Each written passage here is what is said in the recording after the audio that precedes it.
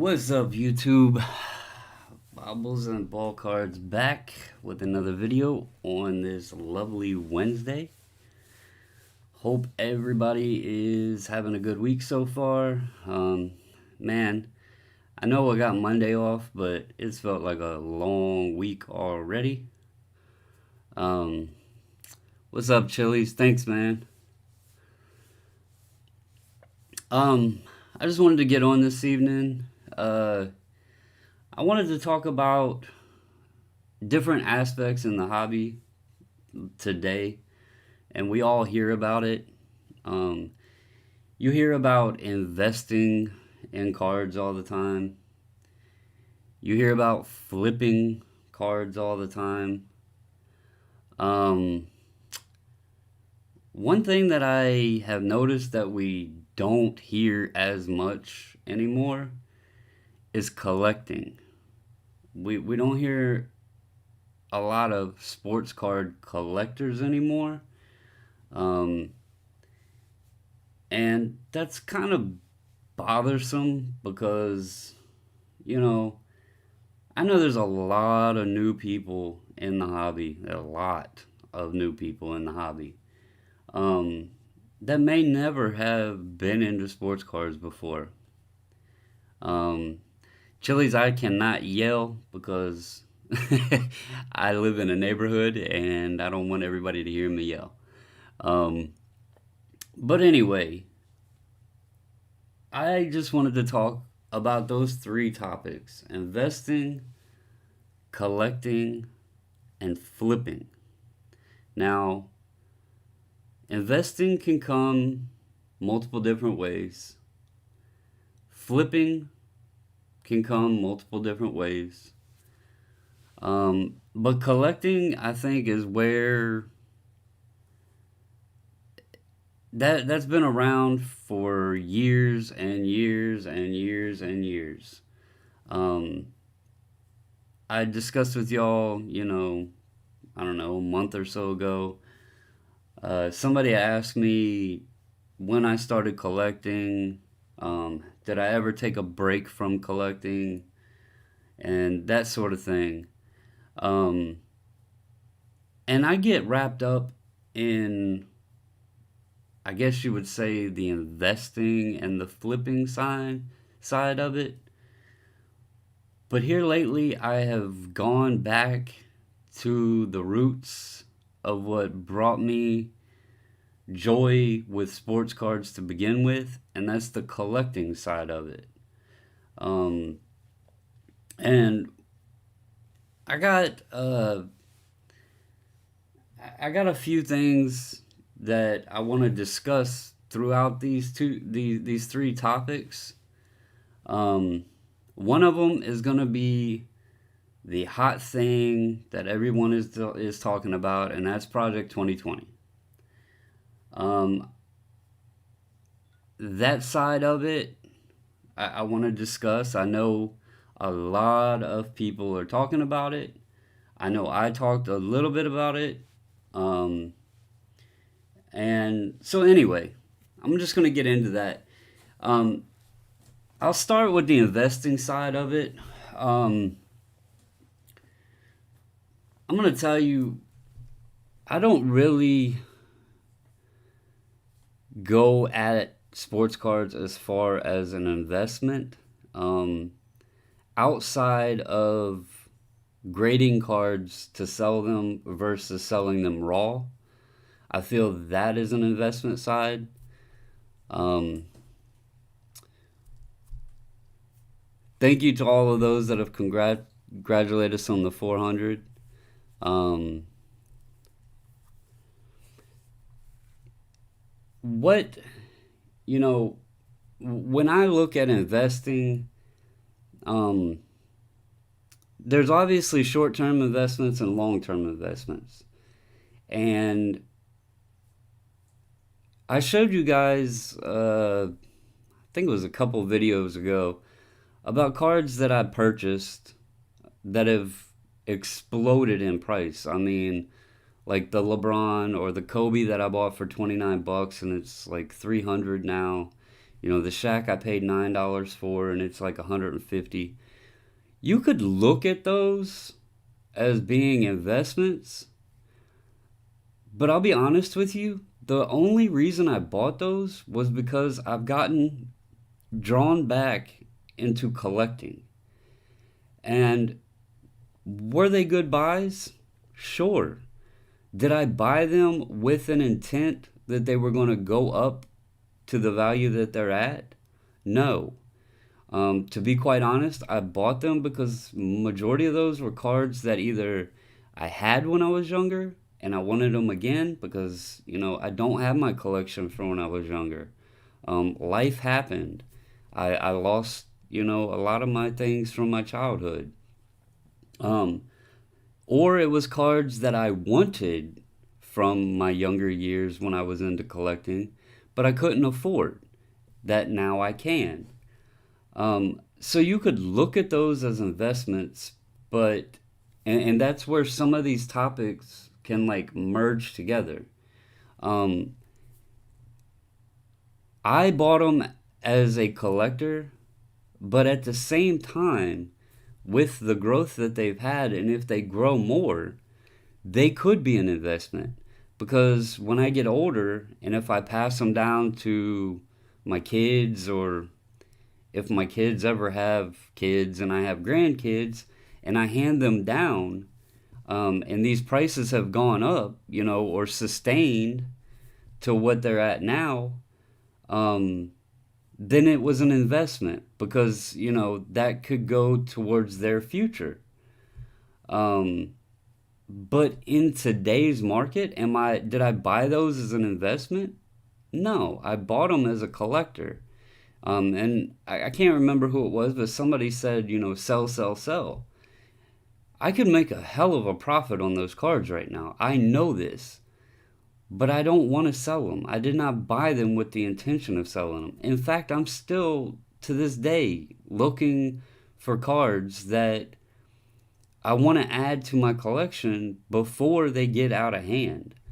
Um, I've told y'all I buy eights and nines for my collection, or I'll buy raw. If it's a card that I feel doesn't have a lot of reprints out there, or you know, if I can look and it looks in pretty good shape and I can get a better deal buying raw or a small lot or something like that, that I can go ahead and send in and grade myself, I'll buy them that way. But I don't need the 10. If I buy raw and it gets a 10, then that's awesome.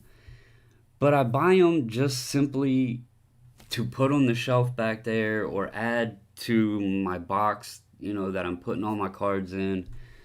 Um, just to have, get out and look at every now and then to bring, as Central Valley likes to call it, junk wax nostalgia.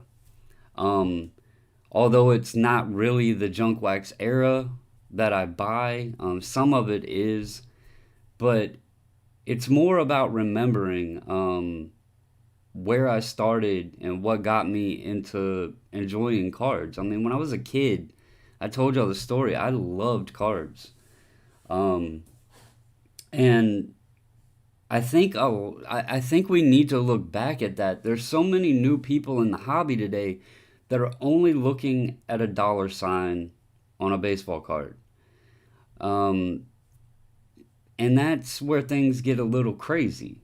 Now, I put some stuff here on screen, and you guys probably think, or would think, or someone that hasn't watched the channel before or heard me speak of these cards would think he's going to sell those. Because just sitting right there, there's uh, probably about 750 to $1,000 in those four cards. Just a rough estimate in my head. I know the Lamar and the Kale McCarr and the Soto is probably about 850 at least. Um, but I'm not selling those. These are guys that I'm holding on to. They're part of my collection. Um, And modern guys, I don't, I, I, I don't go and buy a lot of modern unless it's like Soto or Robles or something like that to add to my Nats collection. But I don't go buy Zion. I don't, Lamar. I have like, I don't know, maybe six Lamar rookies, and Kale McCarr that was pack pulled. Um, so if you looked at those, you might say, well, why aren't you selling them? You know, what if the prices drop? I'll tell you why. Zion obviously is the hot thing in basketball. That's a paper Donruss card. Um, you know, I don't have I don't have any of his prisms. I don't have his optics. Um, so to have one rookie card, I chose the Donruss. It's paper. It's cheap. And I love the nostalgia, I'll use that word again, of the rated rookie logo. I love that. The Soto. I'm a Nats fan. Yeah, that's a pristine. I have several more of his Tops Update rookies that are graded, but I've held them back. I think Soto is one of the future, one of the most talented players in baseball right now. Being a Nats fan, it even means more. Um, but I have his Chrome Pristine too. The Lamar. I got, I don't know if I told the story on that card, but I bought one of his Black Fridays cracked ice Panini rookies for $9. I ended up selling that for $150. I bought that card raw for $50. I sent it in and it got a 10, and it's now over $300. I'm a Ravens fan, so I want, that's Lamar's rookie, his Prism rookie. The Kale McCarr, you know, we just got into hockey. Um, my wife pulled his clear cut as well, and there's not going to be probably many, I can't say for sure, but I don't see there being many pristine Kale McCarrs out there. There might be, but you know, who knows? And when she pulled the clear cut, it was a very funny moment, a special moment between us. And hey, let's keep the pristine. So when you talk about investing, you people who invest in cards, I'm not very good at it. Um, I've sold guys way too early. I've made a couple sales that were perfect, that worked out amazing, but I'm not good at investing because, to be honest with you, you hear people compare sports cards to the stock market, and in a sense, it's true, except, you have sports and business, which sports is a business. But let's take this for example right now. Um, we all know normally the worst time to sell cards is during the off season. Prices tank. It's a good time to buy, horrible time to sell. Um, but what situation are we in right now? There's not a single sport being played. It's all on hold. But what are prices doing? They're going up. It seems like every day there's a new card that's going up. Or, one that was $100 is now $150. I mean, it seems like daily there's a new player that is just exploding on the market, and there's not a single sport being played right now, except what, UFC and NASCAR? I mean, sports card prices are normally driven by player performance. And right now, the players are sitting at home. They're hoping to get back on the field. Do we know when that'll happen? No. But people are investing in sports cards even though nothing's going on. It's basically like if Walmart was to close for a couple months, or Amazon was to close for a couple months, but their stocks rise. They're not selling a damn thing. They're closed, but their stocks rise. Would that make any sense? No. So when you want to compare cards to the stock market, you have to look at those things. Now, will sports be back one day? Eventually. But another reason investing is a high risk in sports, we'll take Ronald Acuna or Mike Trout. They're human. God forbid somebody gets in trouble. Somebody gets busted for PEDs. Somebody goes to slide into second base and tears an ACL that they have to have surgery on and has complications. Look at the quarterback for the Redskins, Alex Smith. May not ever get to play again. Accidents happen. Injuries happen. So when you're making these investments, you're taking a huge risk. And that's why I like the collecting side of it.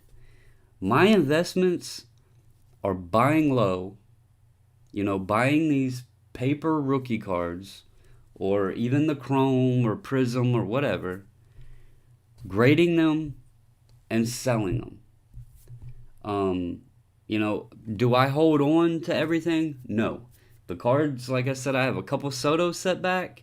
Outside of that, if it's someone that I don't have any need to collect, I'm letting them go.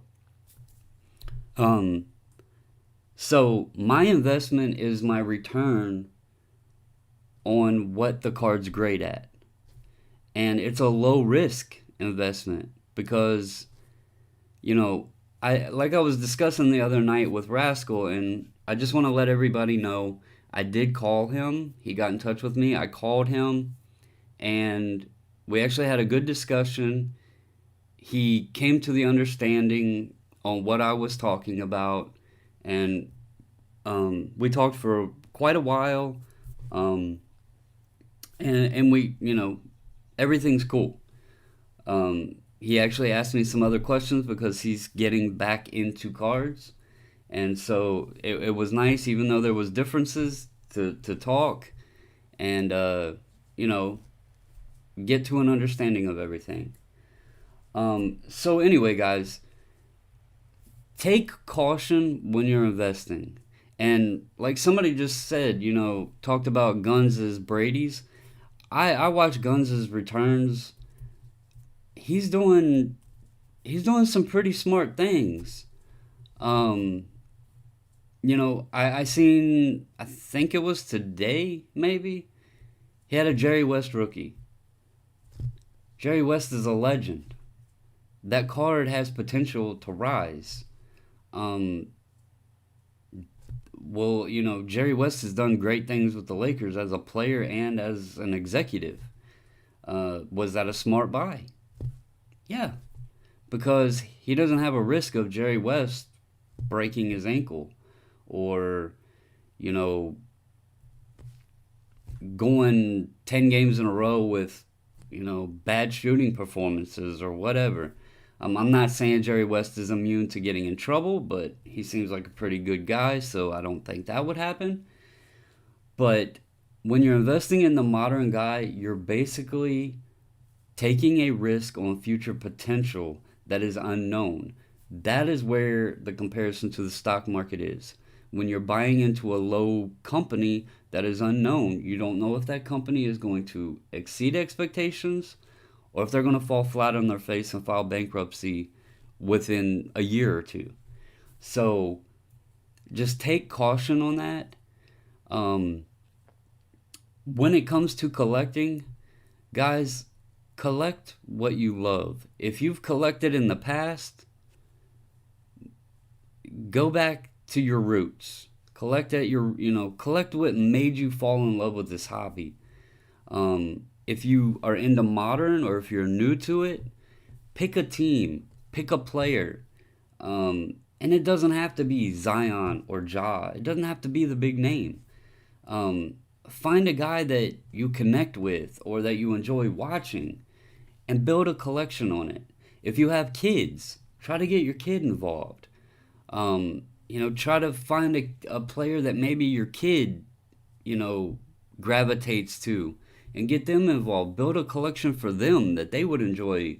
When you get a mail day, like Card Currency does, he gets a mail day with his boy, and, you know, maybe your kid just gets excited because, oh man, he loves Lamar Jackson and dad bought some Lamar Jacksons. Um, I think that is what makes the hobby fun. If we always just look at a dollar figure, it's going to become monotonous. We're going to lose because, you know, I shouldn't say we're going to lose, but you're going to have moments where you lose. You're going to have moments where you win. But if you're collecting, I have cards of basketball guys like Elie Kobo. I've bought, I couldn't tell you how many different prism parallels of Elie Kobo. And I'll tell you the reason I started buying them. We hit his Asia green that's numbered out of 8. And I was like, hey, we already got one of the most rare ones to get. This guy's cheap. Let's have fun and try to build the rainbow, which is God knows how many different cards. Are we ever going to get them all? No. But it's fun to, get a mail day with another color that you can add to your collection. Now, is Elie Kobo ever going to be anything? Probably not. But it makes collecting fun. Am I going to spend, 30, $40 on Elie Kobo cards that may be worthless in the future? Possibly. But I could go buy 2 blasters for $40 and pull nothing but cards that I don't want. You know? So just look at the different sides of it. Don't always hold a dollar figure to it. Remember to have fun with the hobby. Like I said, I could dump those 4 cards right now, and that's probably another $800 to $1,000. But I enjoy those cards. If I need the money, if my family is in a predicament or if we need the money, then I know I have those to fall back on. But for now, I can collect them. I can display them. All them cards get displayed back on this shelf behind me. When I come into our card room, they're all there. And I get to see them and enjoy them. It was fun getting them back in 10s. It was fun getting the pristines. And, that's what makes the hobby a hobby. If we're always stressing about turning a dollar, then it's going to just become cumbersome and it's not going to be fun anymore. It's not going to be collecting. The next topic on here is flipping. Now, this is where it puts a big strain on the hobby, and especially with things like this. Okay? Now, I'm going to show you guys before anybody freaks out. This is an empty box of Prism. Completely empty. That's what we do, cards. All these cards here, I had duplicates of. If it's a card I want in my collection, we keep it, like the Lamar. But majority of everything we grade, if we get duplicates back, I stash one and sell the rest of them. But something like this right here, okay? I'm pretty sure that box was $39.50, $38.50, something like that in Walmart. I'm not sure what they go for right now, but I'm pretty sure it's probably in the $100 to $150 range. They had hanger boxes that were $17.98. And Zion doesn't like the box sitting there because he wants to fall over. The hanger boxes of Prism were like $17.98. Last I heard, those were like $100. You know how we go to Walmart and Target and the shelves are completely wiped out? A lot of it is direct result of the drive of people that go and buy up these products and resell them. Simply reselling the product, and people are paying for it. Now, me and my wife, I'm going to be completely honest with you. We ripped a lot of Prism. We ripped a lot of Optic. But we did not pay resale price on a single pack that we opened. We were, obviously the world was in a different time. We would drive around on Friday nights, Saturday, whatever, and look for stores that had supply. And we have people in our town that buy up the product and resell it. So if we found product anywhere near us, we bought as much of it as we possibly could. If we could afford it, we would buy all of it. Now, in the beginning, I said there's multiple ways of flipping. A lot of people now are buying the boxes, selling them unopened. Making 2, 3 times their money. Which, sure, I get it. It's guaranteed money. So be it, right? Well, there's also the way that we go about it, and we rip it. What we did is Zion and John Morant, we sold raw. They're hot. When we opened them, if we pulled one, it got sold. What we did then is we took that money and reinvested and went back and bought more. So it was a constant rip, flip the big names, buy, rip, flip the big names, buy. With Prism and Optic. We have a ton of other rookies over here. I mean, ton of other rookies. Silvers, hollows, all the parallels, all of that, base cards, tons of them. But we sold Zion and Ja. And people could call us crazy. Well, why'd you sell Zion? He's more expensive now. Because I wasn't using out-of-pocket expenses. And what I was trying to explain when I talked to Rasco the other night, when he was asking, well, how much did you spend on the product? Now, I want to also say he's in the trucking industry, and he has to do his papers. So obviously when he goes to the gas station and he spends $100 on gas, he's getting $100 in gas.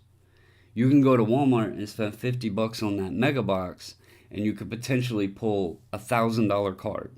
So the two industries and the sides of things are completely different. Basically what we did, our initial cost, after that, we were making profit. So when we would buy back in, we were using profit. It's kind of like when you go to the casino and you limit yourself. You say, I'm going in with $200. You go in, take that $200, and say you hit 300. You pocket that $200, then you play on that $100. You might win $5,000 more off that $100. But even if you lose that $100, you're coming out even with your 200 still in your pocket. It's that same sort of principle that we like to do. We use our profit to reinvest. When we grade cards, we sell, make the money back for the grading fees, send the next order. So everything else that we sell after that is pure profit.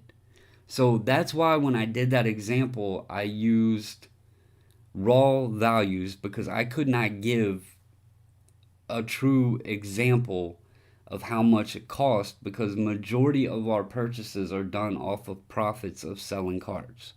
So, yes, I do, Ziggy, and we go to Target and Walmart mainly. We're kind of, I believe you said you're in Virginia, and so we're kind of in the same boat because we're in Virginia as well. We do go to card shops, but we don't buy really hobby basketball because prices are just crazy. We haven't hosted group breaks, no, and we never. I opened a couple cello prism boxes on video, but other than that, we ripped a crap ton of prism and optic, and we did it off camera.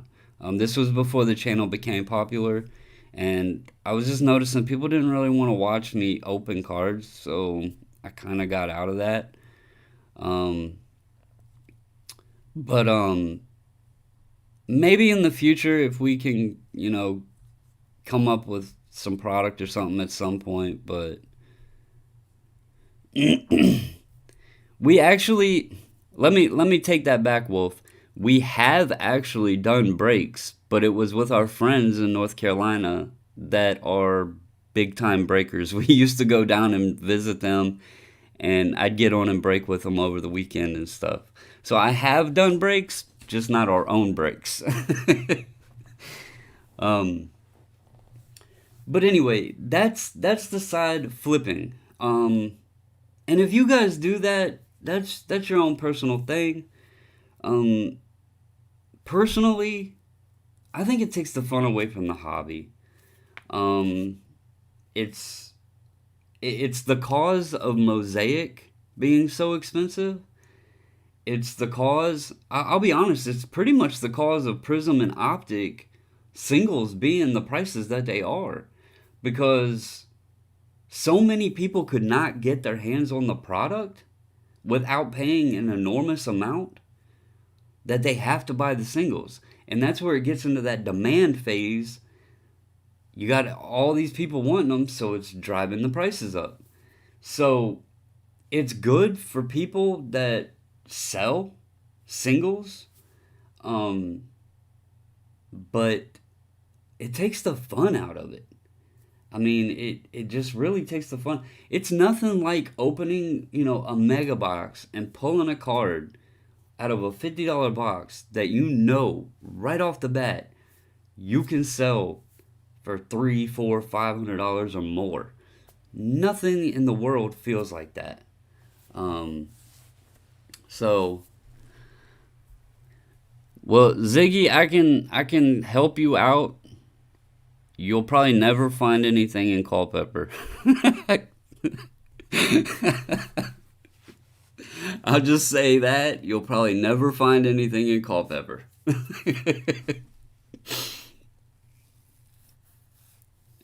um, but anyway, like I said, there's two sides of flipping. You can rip those and flip singles real quick and make your money back and go buy more. Or if you really, really want to, I feel that the majority of people that are selling the unopened product are people that aren't interested in the hobby. They're interested in the dollar, and they're not interested in the hobby. They know there's a high demand for it. They've heard people talking about it. They've seen it on social media, um, and so they want a piece of that pie. It's people that are trying to find a way to make money any way that they can. It's the get rich quick, process, and they think, okay, I'm gonna drive around. They a lot of them run in groups, and they'll split up. Some will go north, some will go south, some will go east, some will go west, and they will hit a wide territory and buy everything they can up. They'll flip it and split the money, and you know it sucks because at that point I'd almost just wish that they made it to where you know that the websites were bought, that they were where they could combat the bots and just say, look, here's the product, it's online. Because quite honestly, it gets frustrating. um, and it also gets frustrating when you do go to the store and you buy it all up and you share your hits with somebody and they say, well, how much did you buy? And you tell them, and then they get pissed off at you. Well, guess what? I opened it all. I'm not selling it. There's a difference. You know, if you want to go to the store and buy every damn box of cards that's on the shelf and sell it and open it, more power to you. You know, good luck. I hope you hit big. But if you just want to do it because you want to make 50 bucks off of a $20 blaster, that's taking away from the hobby and it's making a lot of people just not even interested in it. I mean, to be honest with you, we haven't really looked for cards, even with the coronavirus. Obviously, that's played a big effect on it. But like when Mosaic came out, I didn't even care because I didn't want to fight. I didn't want to go looking at 30 different Walmarts trying to find a product. Um, so it just that's honestly that's when it got me back into buying older cards. Let me buy somebody that I know has value. Um, so there's definitely there's manipulation in distributors. There is definitely manipulation. I'm gonna tell you, Ziggy. You know, if Ziggy knows Culpepper, he knows where I'm at. We are near Blowout. Now, if any of y'all look at Blowout, they have any damn retail product you want, and they will have a lot of it. Tell me how they're getting it, because there's a Target that's right next to their store, and we stopped there. And it was loaded with product. So they're not going to Target, they're not going to Walmart. They're getting it from distributors. Retail products are hitting hobby shops more and more and more. I mean, my local small shop, Ziggy might know what what the local one is in Fredericksburg. He gets retail product, and he is a small store in Old Town, in a small Old Town, and he gets retail product straight from his distributor. He told me they do. Um, so there, as far as that question, is there manipulation of distributors?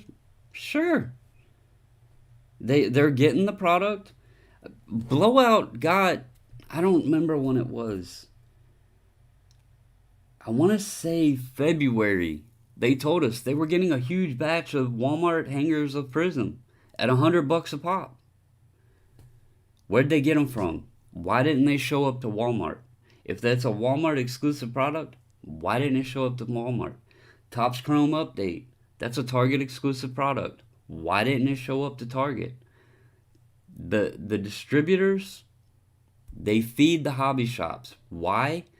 Because they know the hobby shops can mark them up and sell them, and they know that the hobby shops can sell, or they can sell to the hobby shops for more in a larger quantity, and Excel Marketing and the other company, the two companies that supply Target and Walmart, they don't have to pay the space to lease the shelves.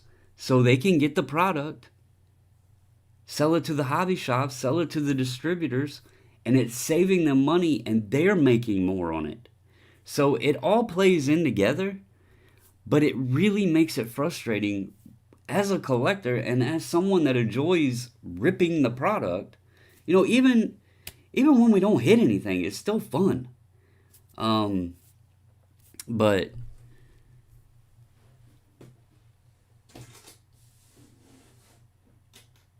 well, Blowout also buys a lot of first off the line boxes themselves too. But cards, you're gonna become a cards. Can I get a hookup, man? Please, please. If you become a distributor, I want to be your first customer. I'll be honest with you guys. If I could afford the startup, and this is a bad time in the world, so I wouldn't do it at this moment. Um, what was Jake's question? What's up?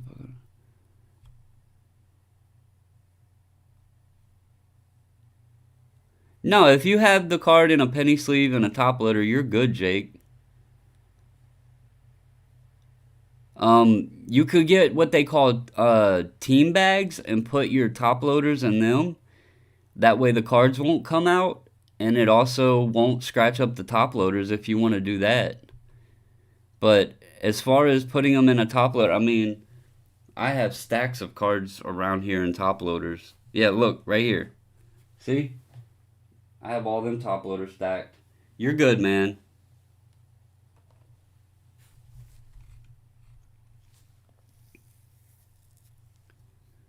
Um, so I've kind of gave my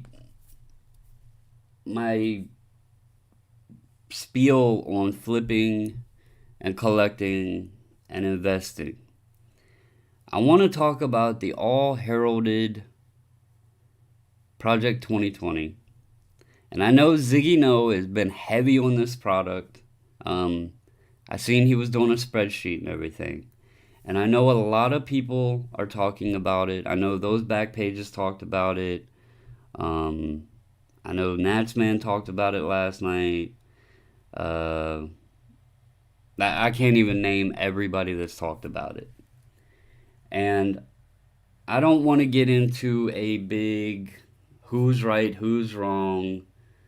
I don't want to get into that because I'm seeing I'm seeing both sides of opinions. And when I talked about it the other night, my main point was the cards that are hitting like $1,000, $2,000, $3,000. Some have been $4,000. Okay. Um. So I keep like I was actually in a discussion before I jumped on here on Instagram, and somebody said the prices because my point is why. Hey, yeah, Amari, thank you. I was curious what they hit today. Um, here's my here. I'm gonna use this as a perfect example. Okay, the Mike Trout, the one with the squirrely arms or whatever. I believe I seen one of those. I think they're selling between $3,000 and $5,000. Could be mistaken. They might have dropped down a little bit. Why is that card more? Why is that card more than his 2011 Topps Update and a PSA 10? And if it hit 5,000, that might even be more than a BGS 10. I don't know if that's accurate. But why is that card more than his 2011 update, his true Topps flagship rookie card, graded in a PSA 10? All hail the mighty PSA slab top grade. Why is that card selling for more? Well, somebody said it's because of demand. I'm going to tell you why that I feel that is a bogus reason. If the demand is so high, that's my wife, Kalamazoo. My hands are right here. Magic. It's magic. That's the first time anybody's ever asked that. Um, that's the first time. Um, okay, MTL. I will get to that argument in a second. Now, people are saying that it's demand. But correct me if I'm wrong. Those cards are on Topps.com for 48 hours for the most that you would pay $19.99. So if there's such a high demand, you don't have to sign up for a membership. There's no secret release. You don't have to battle bots. There's no hidden costs. There's no limited purchase amount. There's no, no restrictions. There's no maximum print run. None of that. But there's a high demand. I'm going to tell you my thought on why there's a high demand. It's because people thought that the cards were a gimmick, or they thought they were ugly, or it didn't appeal to them, or whatever. They thought, oh, there's going to be 400 cards and $20 a card. That's $4,000. I'm not paying that to try to get all of them. They didn't think that they would be doing anything. They thought they would be like Topps now. You can go in there and buy them the day they're released. They're up for 24 hours or whatever. If you wait, you can find people that bought bulk and sell them cheap, buy it cheaper. But then people started seeing somebody spend $200 on one that they just happened to miss out on. Or, whatever the case may be. They spent $300 or $400, or somebody popped the 101 and they're like, oh, there's 101s. Let me buy a crap ton of them and see if I can pop the 101. So then they started seeing a $500 card, and then somebody's like, wait a second, I can spend $20 and make $500? And then 10 more people bought into it because, well, they seen that dollar sign. As somebody just said, there was 99,000 copies of that Ken Griffey Jr. card today. I'm going to tell you quite honestly, and no offense to the artist, because that is his style and that is his opinion, and some people may like it, but that is a card or even an art print that I would be nowhere interested in. But because everybody's seen the $200 for a $20 card, or the $300 for a $20 card, more and more and more people started buying into it. It started becoming the topic that everybody is talking about. Then it started the argument, well, it's merging art with sports, or this artist or that artist. Guess what, guys? Those artists have been promoting themselves. Topps didn't do a secret hidden, release on these things. They said it. What happened was everybody thought the cards were a joke. They thought they were a joke. Nobody wanted to buy them. That's why, the first card, what was the print run? Like 1,100 or something like that? 1,100 people. That's all that was interested in it. But there's demand. There's demand now because everybody wants that dollar. Everybody thinks that they're going to spend $20 and turn it into 200. If it was that easy, more than 1,100 people would have bought that first one. And that's what happened today when print run hit 99,000. I bet that Griffey doesn't hit $200. Why is there going to be 99,000 cards being sold for $200 that any of us could have went on Topps.com and bought for $20? It's just, it doesn't make sense to me. And the argument of demand means that there is a limited supply. There was not a limited supply. The entire freaking world, could have jumped on their computer, went to Topps.com, and bought a copy of Ichiro #1. But we didn't, because we didn't like it, or we thought it was crazy,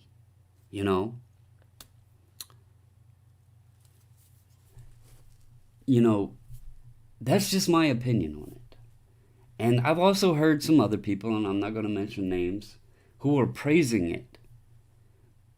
But they also admit that they got some of the very expensive cards at a very cheap price, or even free. I'd praise it too if I got a free card that's now $500, $600, $700. Hell, I'd want everybody to buy it. Why not? You know? Now, I'm going to show y'all something, and it's not Project 2020. And I will buy, I really like Ben Baller's. I really like his, and I really like Ben Baller's designs. So I will be on the lookout for his. And if there's any other artists that pique my interest, I'm going to buy them just because they look cool. Am I going to buy them to try to put them back on eBay for $100? Nope. Because that's not what it's about. Remember I talked about collecting? It's time for us to get back to the roots and stop looking at a dollar. Sell the cards you don't want, collect the ones you do. That's all we got to do. You know? But I'm going to show you guys something, okay? Because people say it's due to art, right? MTL, you said it's got to do with art, right? I believe up here, let's see. Because it's ERMC, you're buying a piece of art, not just cardboard, okay? Right? MTL said it's art. You're not just buying a piece of cardboard. That's what makes these cards $200, $300, $400, $500, right? Do you guys see these? Do you guys see these right here?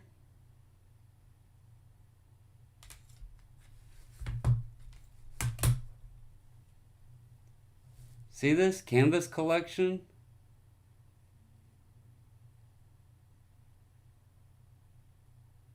See how beautiful that is? Look.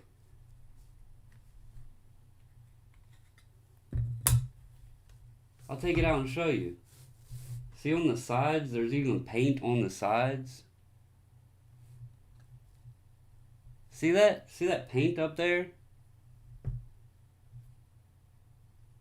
This is authentic art. Those cards that people are paying thousands for are prints. This card was actually painted. This was actually painted.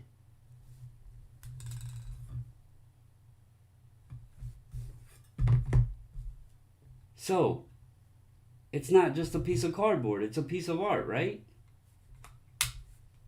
This is Juan Soto. Juan Soto. Authentic art. And look at this. See this? One of one. One of one. Right there. Canvas Collection original card. The hand-drawn artwork. One of one.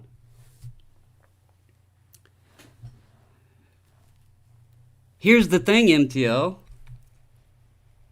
The card that people are paying $1,000 for, it's a print.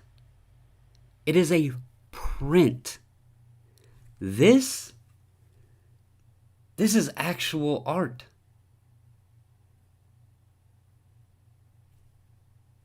You can't go on Topps and buy this for $20. But guess what you can do? You can go on eBay and pick these art cards up that are one of one, majority of the time for under $100. One of one. Look. One of one. I don't know where this one says it at.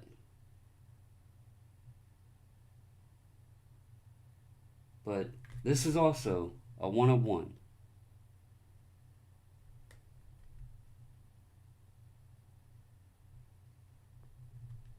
And you want to know the sad thing? They make those cards too. A lot of times where the player signed them. They don't even go for $4,000 or $5,000. And they are actual art card.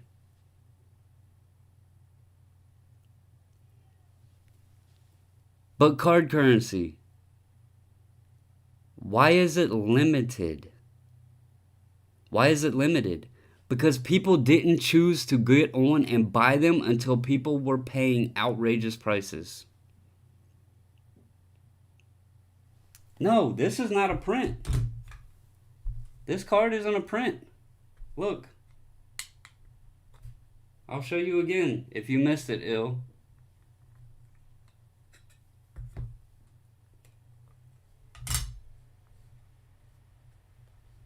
Do you see right there? This was actually his paint. I guess he used watercolor and it stained the side or something.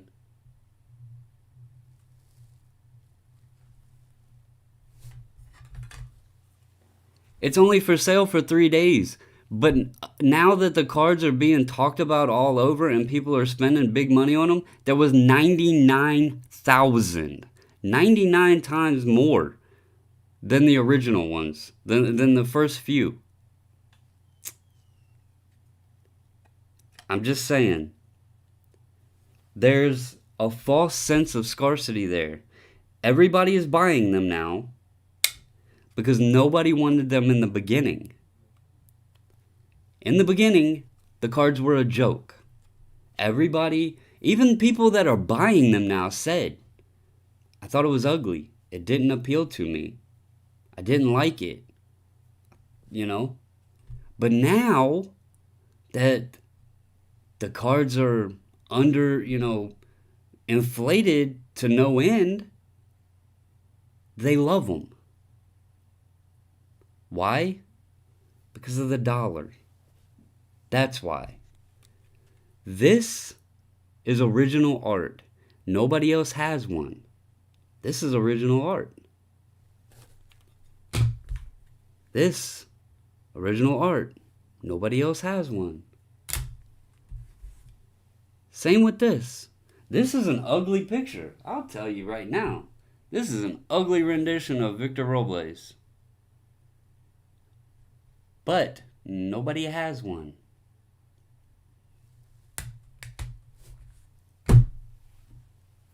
That's why it doesn't make any sense to me. That's why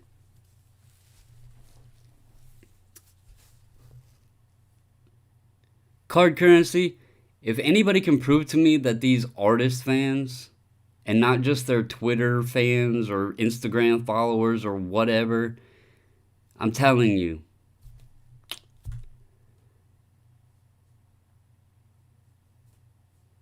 yeah, and let me ask you guys this. Just like my wife said, once the hype drives down and people realize this card ain't worth $200, it ain't worth $500, they got 90 days to return that thing. Are they going to hold the prices that they're selling for today? I can tell you, I bought the Ben Baller Trout the other night for $50. The next day it was selling for $200.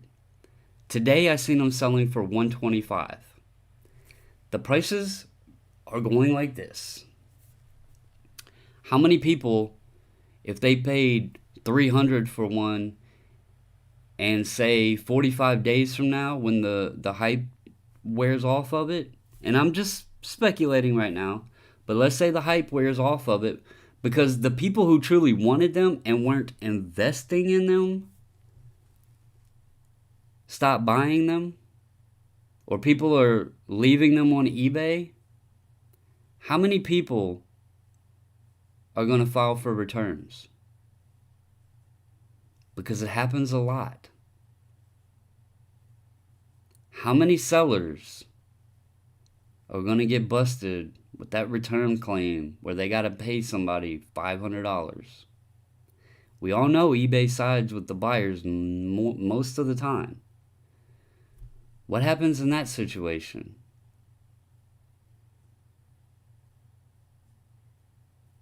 I mean, they have 90 days. Whether you accept returns or not, these buyers got 90 days. And as these print runs go up and up and up,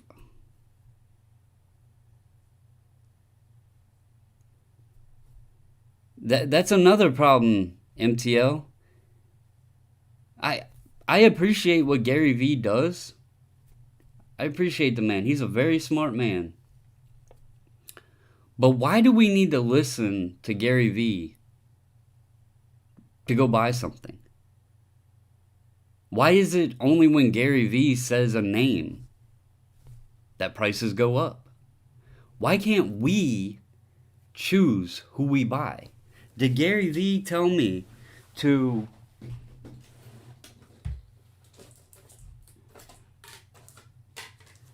Did Gary Vee tell me to go buy these? Did he tell me to go buy these cards?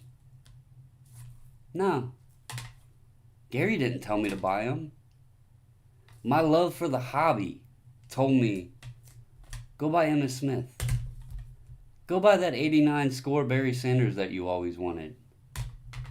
Go buy your childhood hero when you played football and you always wanted to be Jerry Rice. Go grab his rookie. That's who told me to buy these. That is who told me to go buy these. I didn't need Gary Vee to tell me. That's also why I don't preach to you guys about who you should spend your money on. Because as collectors, I want you to make the choice of who you want to collect. I want you to make the choice of who you should buy.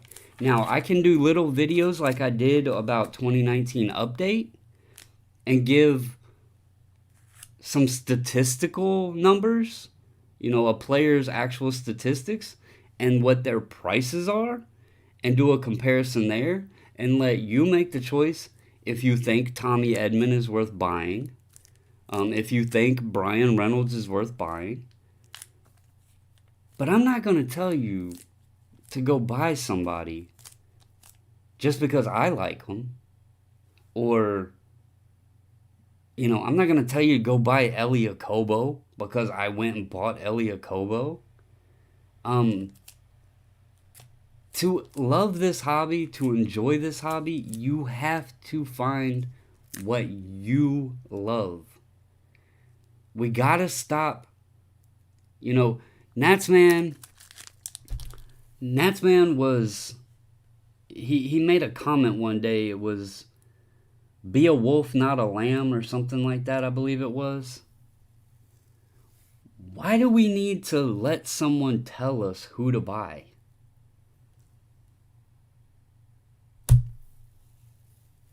Why do we need somebody to tell us? Why can't we decide for ourselves? I mean,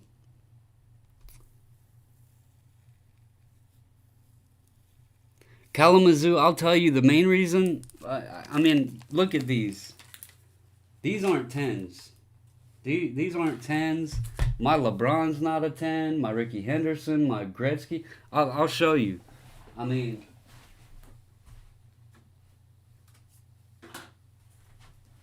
Look at this. Look at this. This is a 4.5. This is a 4.5, right? You know why I bought this card? Because it was cheap. It was in my price range. It was in my price range. But look at the centering on it. The corners are a little soft, but the coloring and the centering is beautiful. Do I care that it has this grade up here? No. I bought it because I wanted to make sure it was real. I didn't want a reprint. And I bought it for display value. There's not a single crease in this card. But SGC felt it was a 4.5. The back, clean. So, I don't care if I get an 8 or a 9 on an older card. It's going in my collection. I don't care if that Gretzky's a 4.5. I got a deal on it. And it is a fact Gary Vee does drive the market, but why? I mean, why do we need it?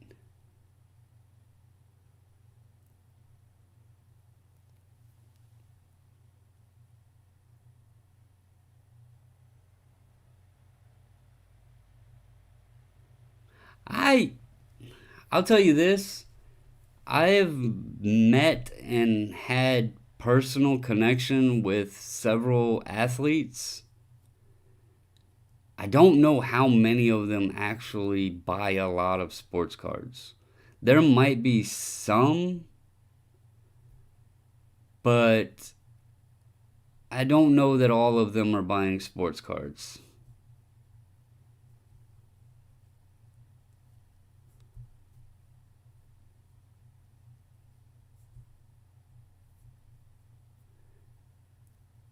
And see, I totally get that. I totally get that, but I don't get why we let somebody persuade us into buying. I'll be down. You can ask my wife. She's in here. I don't watch Gary Vee that much. I don't. Maybe I should. Maybe I should listen to him and buy everybody he says to. But I'm a collector. I like selling cards that I don't want. You know, I used to sell everything raw, and I made a lot of mistakes doing that. So, and I've said it before, watching Elite Co 3 got me into the interest of grading cards, and it adds another excitement to the hobby. Honestly, you rip a pack, you don't know who you're getting out of it, right? That's excitement. I guess you could call it the gamble of it. Sending your cards in for grading, it adds another level of excitement because when you get them back, you don't know what the grades are. You don't know how well you did. It's I like to challenge myself. Can I get tens? Um, and then it also adds value to cards I don't want to keep in my collection. I can make a little bit more money off of them. That's why I do grading.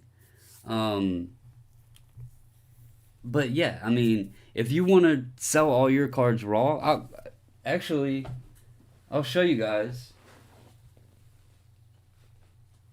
I'll use this as an example. I won't send this in to be graded. This, whenever I decide to sell it, it'll be sold raw. I don't really have an interest in grading autos. Um, so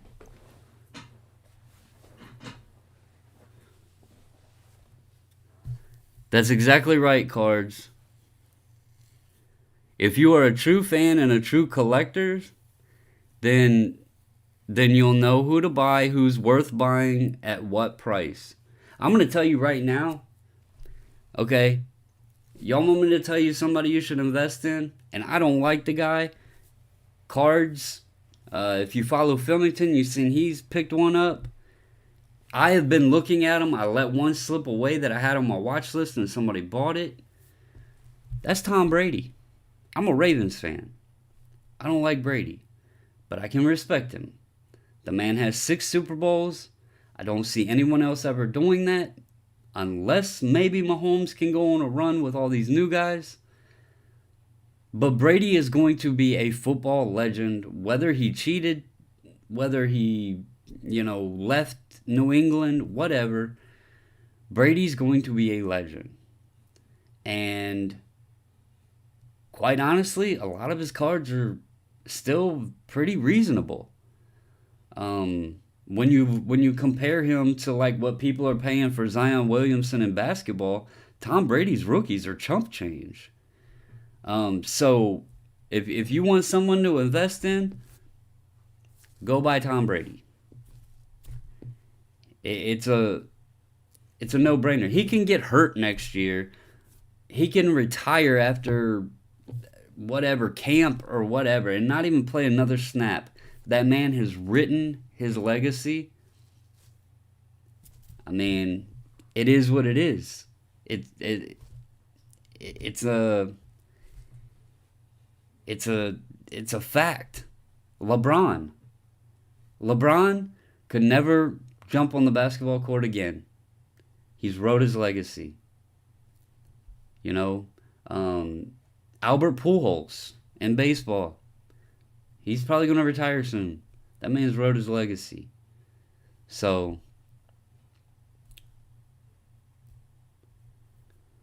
what's going on in the chat here?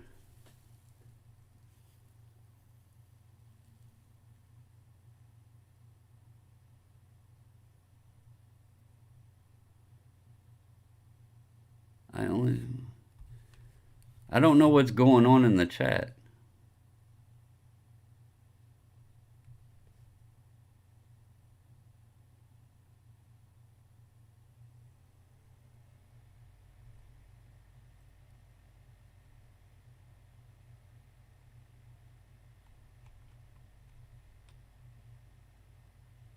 Let's see.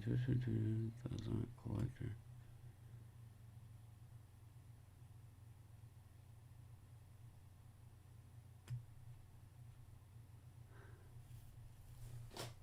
Card.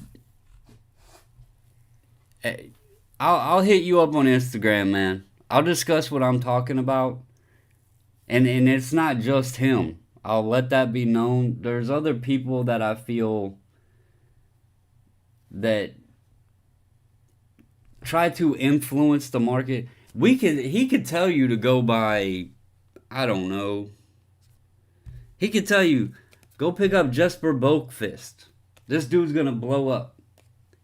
It's up to the people to listen and go do it. So yeah, I get that. My biggest problem is knowing that there's influence there and it drives the market out of the water. Sometimes it calls what this fake bubble we're in or whatever. And a lot of people have fear that the market's going to crash because of that. And it could be possible. What if all these new... Let me ask you guys this. What is your opinion on this? What's your opinion? We know there's a lot of new people in the sports card market, right? There's a lot of new buyers. There's a lot of money. A lot of money in sports cards right now. This is obvious. I mean, we're in a pandemic. The government's saying the economy's in a crisis.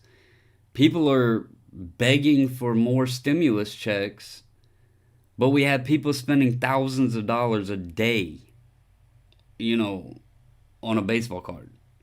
So that's where things get weird. Now, what happens if all these new people that have came into the hobby that are just in it for the money?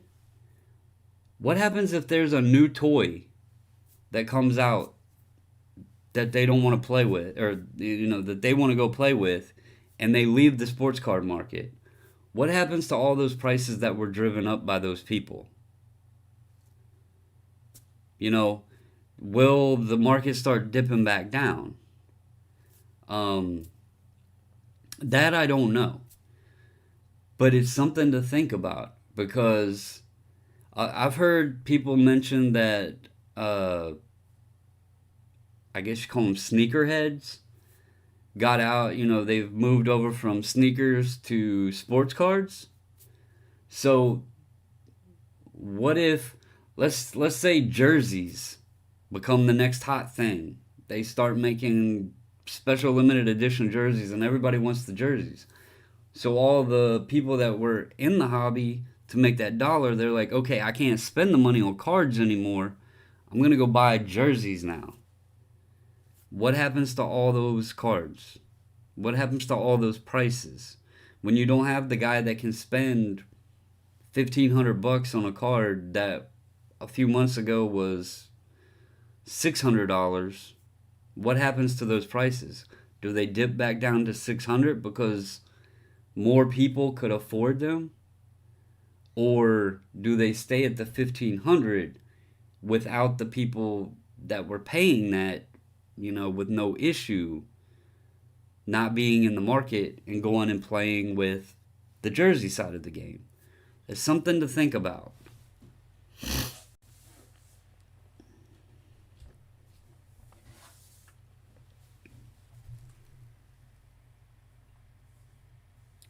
Card currency, I'll hit you up on Instagram, man, because I'll tell you, it's not just people that are in this chat. Go on Reddit, go on Instagram. Um, his name gets tossed out a lot, and I'm not blaming him because, quite honestly, it's my wallet. It's my wallet. If I want to go buy something, it's my choice to go buy it. The only thing I was saying is why, and let's exclude Gary Vee's name. Why do we let anyone, including myself, why would you guys, even if I said something, hey, go buy this guy up, why would y'all listen to me? I want y'all to enjoy the hobby. I want y'all, if you loved Gretzky, go buy Gretzky. If Jerry Rice was your childhood hero when you played football, go buy Jerry Rice. If you loved watching Barry Sanders break people's ankles, go buy Barry Sanders. If you know Emmitt Smith was the Russian king and leading in yardage, go buy Emmitt Smith. That's all I'm saying. I follow the market, but I don't buy. I try to stay away from the trend. I guess that's where my thing is. However, I do know Brady is hot right now, and I do want a Brady. I have been looking at him for probably over a month to pick up since I got back into buying the old people. So I'm unfortunately going to have to buy him at a bad time. But as far as everybody else, I try to sit and think of guys, who did I have when I was younger? What card did I have that I wanted really bad? And I look for that card and I look for a deal on that card. The modern side of things, I collect. I got a Lamar. I got the Soto. Those are players I like. Um, I'm not gonna go out and buy whatever because everybody else is doing it. I'm gonna do my thing. Um, I'm gonna do my thing. I'm gonna enjoy the hobby. I'm gonna sell cards that I don't want in my collection, and you know, I can't speak for everybody else. Quite honestly, I'm not gonna hate on Gary Vee because I would hope. I really hope he talks about this kid. Um,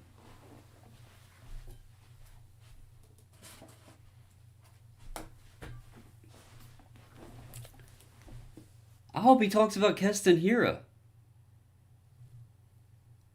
I really hope he talks about him because as much as as much as it's crazy that so many people do listen to him and do take his advice, it helps all of us. Because if he talks about him and his prices go up, guess who benefits? This guy. I don't need to tell y'all to go buy Keston Hira because if he says it and say he's got 8 million people and 2 million of them listen and the prices start going up, this goes up. So I'm not hating on the guy at all. Um, yes, sir, Bacon. I actually have another one at SGC right now. um, but let's drop the Gary V talk. Because I don't know why or where this got out of hand.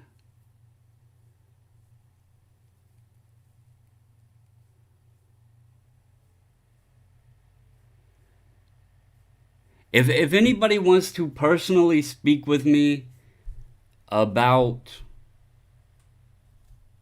anything like as far as investors or investments or whatever, you can reach out to me and I will discuss with you. I'm not going to give.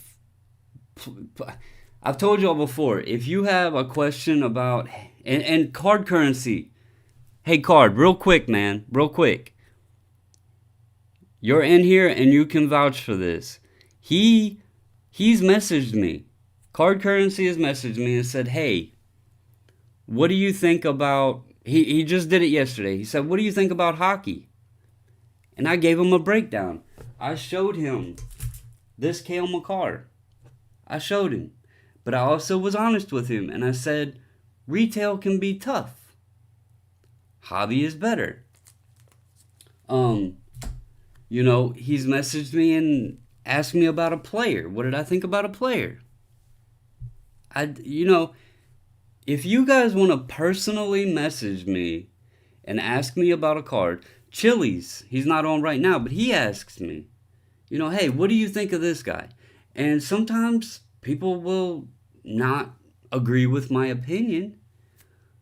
But if you have a legitimate question, whether it be advice or about a player, or whether I think you should buy this, or what is a good price on something, always feel free to hit me up.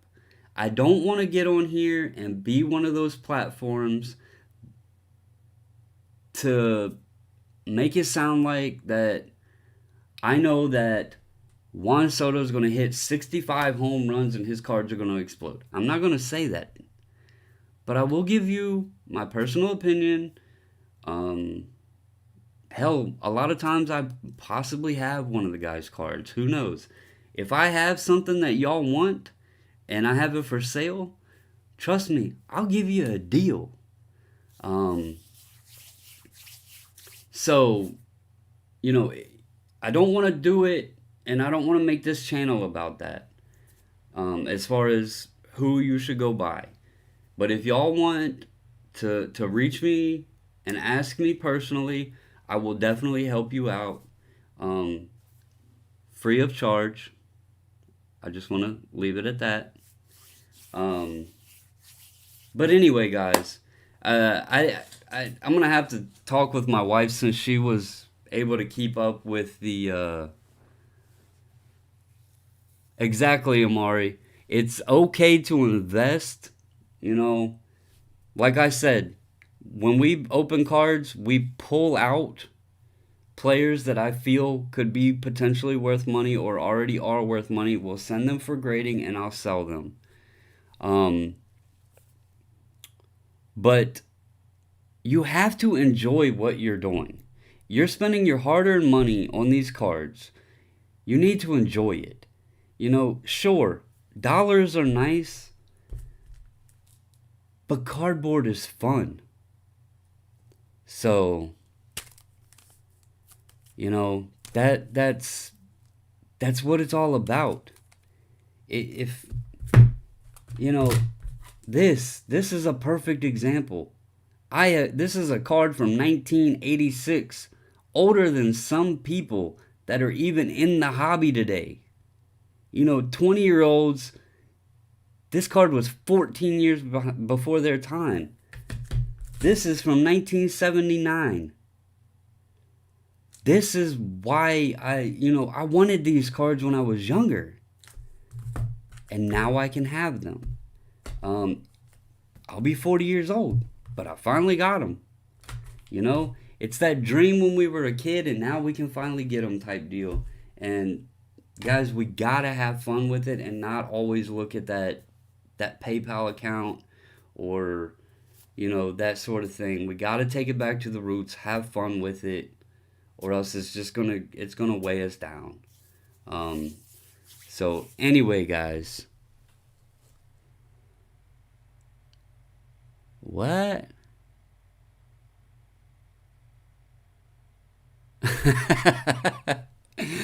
Chris Sabo. Good old Chris Sabo. I remember him. The first card could drive. Hey, man, these are legends. These guys are legends, and they make the hobby fun. But I don't know what went on in the chat. I'm gonna be honest with you. Card currency, hit me up, man. When I get off, I just wanna talk with you a minute. And again, guys, remember, as she said, we do have a group on Facebook now. You can search Bobbles and Ball Cards. We are going, there's a section set up in there. If you want to sell cards, if you want to buy cards from members, if you want to trade, we want to create a safe place for everybody that has had fun, joined our chats, joined these lives. We're going to eventually put some of our stuff up there because, quite honestly, I would much rather sell to you guys than, eBay, especially if it's something you want and I can kind of work with you on something. It saves me money on fees, obviously, and I can maybe give you guys a better deal. So go check out the Facebook page. We do have Twitter. Twitter is BNB_cards_YT. I don't have a lot on there. It's been a while since I used Twitter, so I'm trying to get back in the swing of things. We have the Instagram page. Up at the top, scrolling, I've had it going the whole video. The 10% code for SGC is 10 bobbles. That's 10% off your grading fees. Let's see, what else? I think that's it. But Kalamazoo, I used to just do them as videos, and I'm going to tell you, I know this is unorthodox. I know these videos get long. I know people don't sit down and watch them, but I'm going to tell you, sitting here and just chatting with you guys, talking with you guys, bringing people together. I love this part of doing these videos.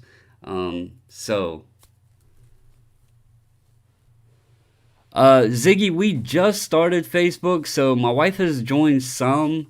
Oh. Speaking of Facebook groups, guys. I have to tell you. The other night, my wife tried to join a Washington Nationals fan Facebook group. Okay? We got a private message that said, I know why you're wanting to join the group. You're just wanting to sell your shit. And just to let you know, this isn't eBay. You're not real Nationals fans. Do what? I started sending this dude pictures of our collection. I started sending this dude pictures. If you were going to tell anybody that they are not Nationals fans, you're telling the wrong person. I get dirty looks from Nationals fans because I have World Series Nationals plates on my car. Everybody wants to know how in the hell I got them. That whole shelf back there, both of them 8-foot shelves, Nats cards, all that stuff on the wall, Nats stuff, all the stuff back there, National stuff, all the bobbleheads, Nationals. I could go on and on and on. I was so pissed off. So pissed. You're going to tell us that we can't join a Nats fan page because we sell baseball cards of teams other than the Nationals. Come on, man. It was so messed up. So anyway, us being Nationals fans cannot join a particular Nationals fans Facebook group. So if anybody wants to hit us up and ask us which fan group this is, so you could possibly join and tell them all that they're stupid, let us know.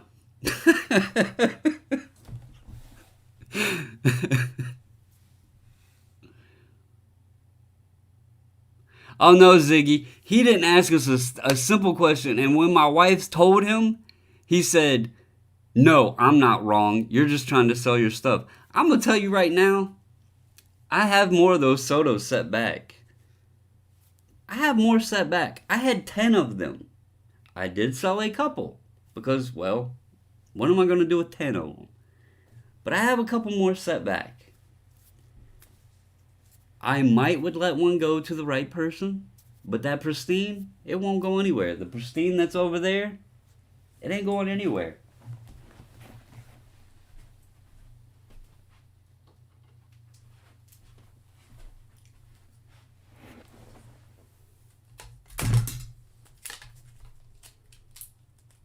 I know what those are worth. I know what those are worth. But they're worth way more to me. I'm not letting them go. So, with that, guys, I just had to tell y'all that funny story when somebody mentioned the Facebook group.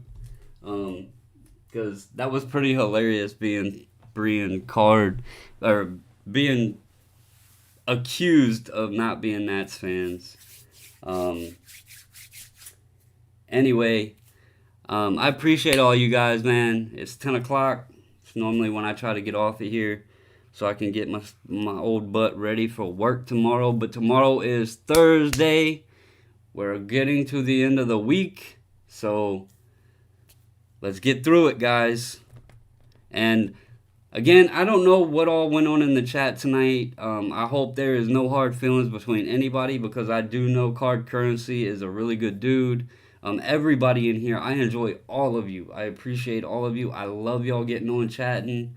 Whether you've been here for an hour, whether you've been here for 2 months, I appreciate all of you individually. You all are an important part of this channel, and that's why I like doing these lives. That way I can get on, talk to you guys. My wife gets on and chats with you guys. We can have a collaboration. You guys chat with each other. I love it. So anyway, guys, let's get this week done. I will be on, more this week. I try to get on every day on the weekend.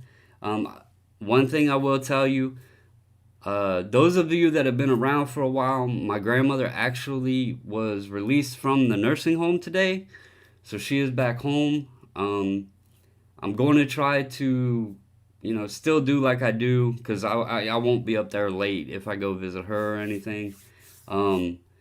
So, look for us on the weekends. I do it a few times during the week. So anyway, guys, let's get through this week. Don't forget the code. Remember, have fun in the hobby, guys. Take it back to the roots. Find something that you love and collect what you love and enjoy it. But anyway, stay safe, stay healthy. And as always, until the next video, I'm out.